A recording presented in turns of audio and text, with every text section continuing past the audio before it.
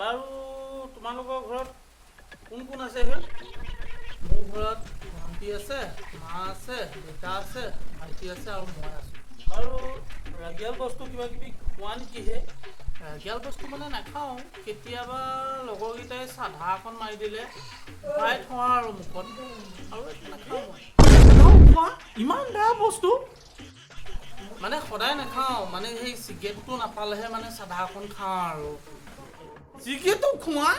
চিগেটো নাখাওঁ, কেতিয়াবা মানে সেই মদ অকণমান খালে মানে সেই চিগেট এটা দুটা খোৱা যায় আৰু। তুমি মদো খোৱা? মদো সদায় নাখাওঁ, মানে হেৰি কেতিয়াবা আপোনাৰ যোৱাত হাৰিলে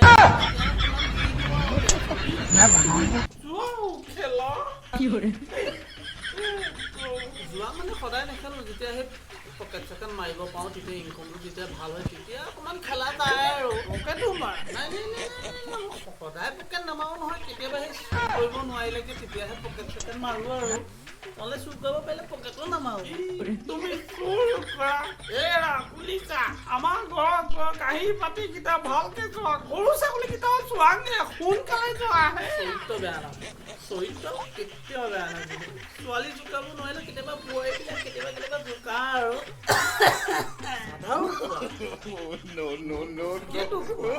মদো খোৱা, জুৱাও খেলা, তাৰপিছত পকেটো মাৰা, চুৰো কৰা।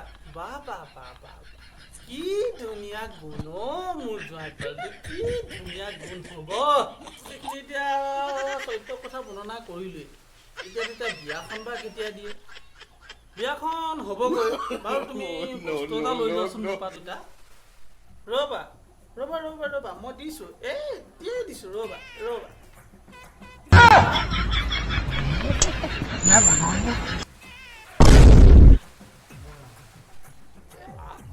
ছোৱালী লাগে হেৰা, শুনিছা নাই?